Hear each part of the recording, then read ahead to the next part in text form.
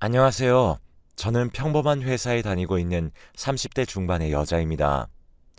다름이 아니라 어이없는 남친과 그 부모님 때문에 이렇게 글을 적습니다. 제 남친은 저와 동갑인데 서로를 결혼 상대로 생각하고 있다고 생각했어요. 아, 그 전에 남친은 아직 무직입니다. 계속 7급 공무원 준비를 하고 있는데 좀처럼 붙질 않네요. 아무튼 저희는 대학에서 동기로 처음 만났고 그때 서로의 학점은 비슷했어요. 늘 남친은 저보다 자기가 더 학점이 높다고 자부하지만요. 어쨌든 남친이 군대에 가 있는 동안 저는 정말 열심히 취직 준비를 했답니다. 제 눈만큼 높은 회사는 아니더라도 일단 돈을 벌고 생활비 문제에 많이 부딪혔기 때문에 저는 무엇보다 취직이 우선이었거든요. 그래서 그 어렵다는 취직에 결국 성공했죠. 졸업하자마자 취직해 어느덧 회사 생활을 한 지 10년이나 흘렀네요. 그동안 남친은 눈을 낮추지 못했는데 계속 제 회사를 험담하고 결국 오랜 시간 동안 취직을 하지 못했습니다. 남친이 대학을 졸업하고 몇 년은 부모님 집에서 얹혀 살다가 부모님들께서 답답하셨는지 독립을 시키셨어요. 그래서 저는 알바 한 번 하지 않는 남친을 데리고 거의 5년을 같이 살고 있답니다. 그동안 생활비는 당연히 제가 냈고 갖고 싶은 거, 먹고 싶은 거 전부 부족하지 않게 해줬어요. 그리고 무엇보다 남자친구 기를 죽일까 항상 응원해주고 예민한 시기에도 제가 많이 받아줬습니다. 저는 이제 더 좋은 회사로 스카우트 제의를 받아 이직을 준비하는 중인데 그런 저를 보고 남친이 질투를 했습니다. 말로 하진 않았지만 대기업도 아닌데 무슨 이직이냐며 매일 구박하네요. 어느덧 나이도 30 중반인데 저는 그와 결혼을 생각 중이지만 아무래도 남친은 모아둔 돈이 한 푼도 없으니 결혼은 꿈도 못 꾸죠. 그럼 공부를 열심히 해서 공무원 시험에 붙으면 좋겠지만 매일 핸드폰만 쳐다보고 제게 돈을 받아 PC방을 가거나 그리고 친구들과 술을 마시러 다닙니다. 정말 일주일에 한 번 책상에 엉덩이를 붙일까 말까 해요. 가끔은 제가 엄마도 아닌데 이렇게까지 해야 하나 싶은 생각이 들다가도 오래 만난 정 때문인지 이렇게 저렇게 살고 있네요. 그래도 항상 공무원에 붙으면 제게 주고 싶은 것을 전부 해주겠다는 이쁜 말을 하고 미워도 미워할 수 없는 남친입니다. 그러다 어느 날부터는 너무너무 예민하게 구는 겁니다. 저는 무슨 일이 있었냐고 물어보기도 하고 시험이 가까워져서 그런가 생각이 들기도 했지만 제가 무슨 감정 쓰레기통이 된 것처럼 저를 무시하더라고요. 저는 회사에서 힘들게 일해서 집에 돌아오면 남자친구한테 청소는 물론 빨래도 바라지 않습니다. 그치만 자기가 먹은 설거지 정도는 할 수 있는 거 아닌가요? 아침 저녁으로 먹은 설거지들이 쌓여 있고 집도 엉망진창이에요. 저는 힘들게 집으로 와서 또 한 번 집안일을 하죠. 그리고 밥을 차리고 함께 밥을 먹고 또 제가 설거지를 합니다. 그래요. 그럴 수 있다고 치고 100번 양보할 수는 있습니다. 그런데 최근에 남자친구가 밖에 나가는 날이 잦아지기 시작했는데 저는 공부해야 될 사람이 매일같이 나가고 제 돈을 받아가고 하는 모습들이 되게 미웠어요. 그래서 나가지 말라고 말해봤지만 저는 되려 욕만 먹었습니다. 계속 돈을 받아가는 횟수와 액수도 점점 늘어났고 저는 이상하다고 생각했어요. 그리고 하다못해 제 명품 가방이나 화장품들도 하나씩 없어지는 걸 느꼈습니다. 저는 남친이 제 물건을 팔아서 놀러 다닌다고 확신을 했고 결국 남친에게 물어보니 모르는 일이라며 모른 척 시치미를 뚝 떼더라고요. 그래서 저는 일을 갈다 점심시간에 한번 집에 몰래 왔던 적이 있었습니다. 그런데 정말 충격적인 모습을 보고 말았어요. 문을 벌컥 열었는데 후다닥 뭔가 화장실로 지나갔고 정말 이게 무슨 상황인가 싶어서 벙쪄 있었죠. 어떻게 내 집에서 이런 짓을 할 수 있는지 정말 소름이 돋고 야만적이라고 생각했어요.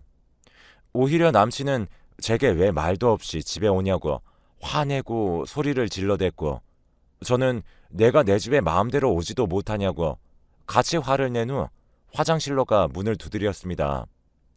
남친은 저를 필사적으로 말렸는데 정말 그 모습조차 정떨어지고 싫더라고요. 그 여자는 화장실 문을 잠궈서 끝내 제 발로 나오지 않았고, 저는 남자친구에게 집안의 물건들을 던지면서 당장 내 집에서 나가라고 했습니다. 남자친구는 그제서야 울먹이며 제게 빌더군요. 저는 이 상황들이 너무 어이가 없었고 너무 웃겨서 무릎 꿇고 빌고 있는 남자친구와 또 화장실에서 나오지도 나가지도 못한 채 꼼짝없이 갇혀버린 여자까지, 너무 이 상황이 우스꽝스럽더라고요. 저는 그냥 다 필요 없고 그 여자에게도 아무런 책임도 묻지 않을 테니 그냥 나가라고 했습니다. 얼굴을 보니 저보다 한참은 어려 보였고, 나가려고 하는데 갑자기 제 명품 가방이랑 화장품을 저 여자가 아무렇지 않게 집어서 가져가는 겁니다. 그래서 저는 너무 놀라서 그거 왜 가져가냐고, 남의 물건 훔치는 거냐면서 들고 오라고 했습니다.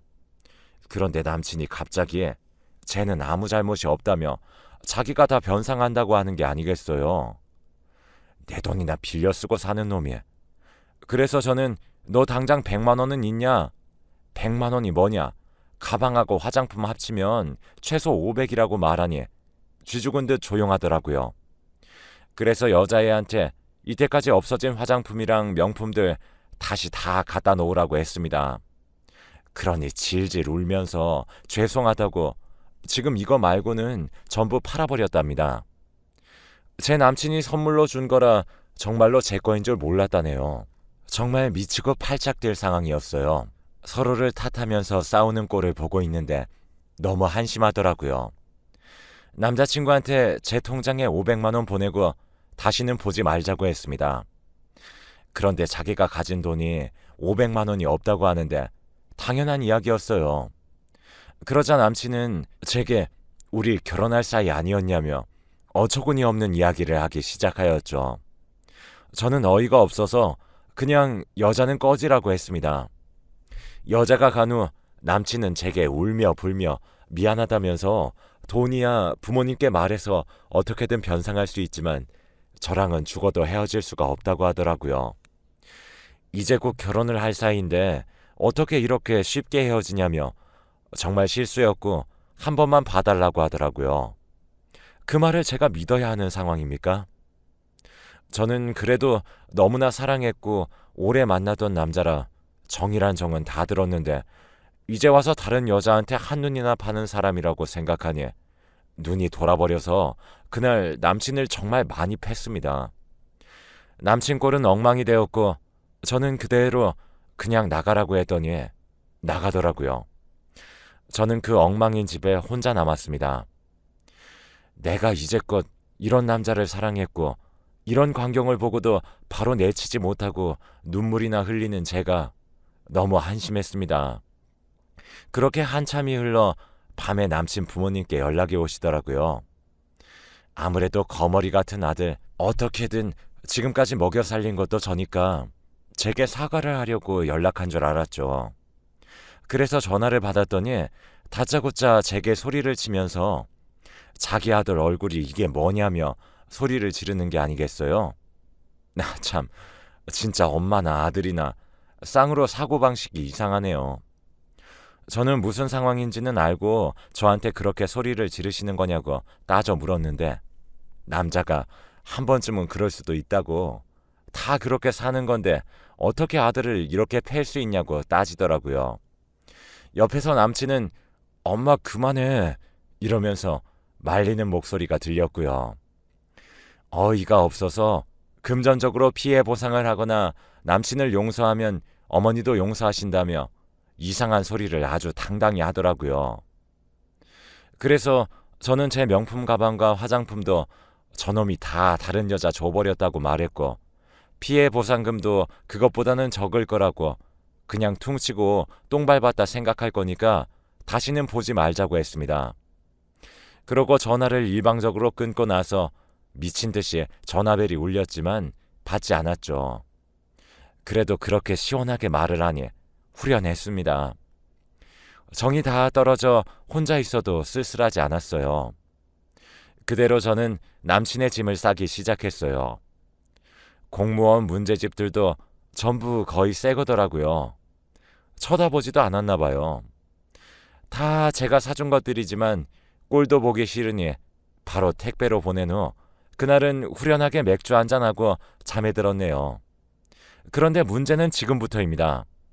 얼마 전까지만 해도 저한테 화를 내시던 남친의 어머니가 저를 찾아와서는 반찬을 주시더라고요. 저는 갑자기 돌변한 어머니의 태도에 당황스러워서 필요 없다고 했지만 계속해서 저희 집에 찾아와 저를 힘들게 했습니다. 그래서 제가 제발 집에 찾아오지 말라고 집 앞 카페에서 만나자고 어머니께 말한 뒤에 카페에 나갔는데 남친이 서 있었어요. 카페 안에 들어가지도 않고 밖에 서서 기다리고 있더라고요. 그때 카페에서 남친의 어머니가 나와서 남친 옆에 섰고 어릴 적 아이가 사고치고 부모가 사건을 덮으려 노력하는 모습처럼 남친 어머니께서 남친을 툭툭 치더라고요. 그러더니 입을 떼서 하는 말이 미안해도 아니고 용서해줘도 아니었습니다. 우리 결혼할 거였으니 집은 내가 해올 테니까 우리 처음부터 다시 시작하자. 어이가 너무 없었습니다. 근데 그 꼴이 너무 웃겨서 너 집 없잖아 라고 하니 어머니가 또 한 번 남친을 툭 칩니다. 그러니 남친이 왜? 우리 엄마 집 있잖아. 거기서 엄마가 같이 살게 해준대. 나중에 우리 결혼하면 준대. 그러더라고요. 그래서 그럼 그 집에 우리가 살고 어머니가 밖에 나가 살면서 고생하시면 좋겠니? 라며 제가 물었습니다. 그러니 어머니가 버럭 화를 내시면서 자기가 나가기는 왜 나가냐며 같이 살 거라는데 정말 엄마랑 아들 둘 다 쌍으로 머리가 어떻게 된 줄 알았습니다. 원래부터 좀 이상하다고 생각은 했지만 이 정도일 줄은 상상도 못했거든요. 결혼 전에 남친이 바람을 펴서 다행이라고 생각했죠. 그래서 저는 너랑 결혼은 꿈에도 없고 제발 찾아오지 말라고 똑똑히 말했습니다. 그러니 어머니가 당연히 참으실 분이 아니죠. 이 정도 했으면 충분했지 않냐. 아들이 요새 밥도 안 먹고 잠꼬대도 제 이름만 그렇게 부른다고 그냥 눈 딱 한 번 감고 용서하고 같이 살아 라고 하였죠. 정말 도대체 이 굴레를 어떻게 벗어날 수 있을까요? 그런 거 있잖아요. 말이 안 통해서 계속 같은 이야기만 반복되는 거. 그래서 요새 이직 때문에 피곤하고 이렇게 말장난할 시간도 없다고 얘기한 후 앞으로 집에 찾아오지 말라는 말을 하고서는 도망치듯 자리를 떴습니다. 그래요. 저 아니면 누가 남친을 걷어주겠어요. 어머니는 그렇게 생각하면서 저를 붙잡으시려고 하시는 거겠죠. 그 이후로 이상하게도 잠잠했습니다. 저는 그렇게 회사를 이직했고 그 김에 그 찝찝했던 원래 살던 그 집에서도 이사를 했습니다. 남친은 매일 연락이 와서는 어디 있냐고 제게 물었고 저는 답장하지 않았는데도 정말 끈질겼어요. 그렇게 연락도 점점 뜸해지고 저도 새롭게 인생을 살다가 회사에서 서로 관심을 가지게 된 선배가 생겼고 그렇게 저희 둘의 사이는 점점 발전했습니다. 사귀는 사이는 아니었지만 행복했어요.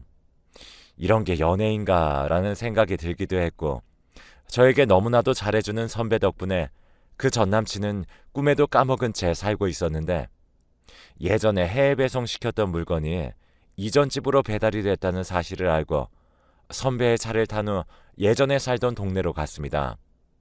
그런데 거기서 딱 전 남친과 마주한 게 아니겠어요. 선배와 저는 택배물을 찾고 제가 알고 있는 근처 맛집으로 갔는데 어떻게 저희를 봤는지 저를 딱 보고는 전 남친은 바로 가게로 들어왔습니다. 그러고는 선배 멱살을 잡고는 이 새끼 누구냐며 욕이란 욕은 해대길래 저는 말리다 바닥으로 고꾸라졌네요. 선배는 전 남친을 뿌리치고는 저를 부축했습니다. 전 남친은 혼자 분에 못 이겨 어딜 손대냐며 씩씩거렸죠. 이 나이에 이런 일이 생긴 게 너무 부끄럽고 한심했고, 그 뒤로 전 남친은 네가 날 버리니까 일단 삼류랑 만나고 있지 라고 소리를 지르더라고요. 그렇게 손님들과 사장님 모두 저희를 말렸고, 선배에게 이런 모습을 보인 게 너무 창피했습니다. 그리고 이런 놈을 뭐가 좋다고 만난 제가 너무 미웠고, 선배의 차에 타고 집에 데려다 주는 길에 선배가 무슨 일이냐 묻자 저는 예전에 있었던 일들을 얘기했습니다. 분명 전 남친에게 미련이 남아있는 것이 아니었는데 눈물을 흘리면서 말하니 선배는 저를 살며시 안아주고 앞으로는 그런 일 생기지 않게 해주겠다고 제게 사귀자고 고백을 했습니다. 정말 믿을 수가 없었어요. 이런 제 모습을 보고도 제게 고백을 하는 선배에게 한 번 더 감동받았습니다. 저는 그렇게 집에 도착했고 선배도 저를 태워주고는 집으로 갔습니다. 정말 오늘 식당에 있었던 일은 생각도 나지 않고 심장이 두근거리기만 했네요. 그런데 그때 누가 저희 집 초인종을 누르는 겁니다. 저는 혹시나 선배가 제게 할 말이 남아있는 줄 알고 문을 살며시 열었습니다. 그런데 전 남친이 문 앞에 서 있었고 제가 소리를 지를 새도 없이 전 남친은 저를 밀치고 집 안으로 밀고 들어왔습니다. 저는 나가라고 경찰에 신고하겠다고 말했고 전 남친은 바로 무릎을 꿇고는 자기가 정말 잘못했다며 정말 많이 뉘우쳤고 다시는 저에게 무례하게 굴지 않겠다고 용서를 빌더라고요. 시간이 지나서 그런지 그 모습이 괜히 측은해 보이더라고요. 자기는 정말로 제가 없으면 안 된다며 정말 힘들어서 죽어버릴 것 같다고 울었습니다. 그때 이상하게도 선배 생각이 나지 않고 전 남친이 너무 불쌍해 보이는 거예요. 정말로 그날 하루의 실수였을까?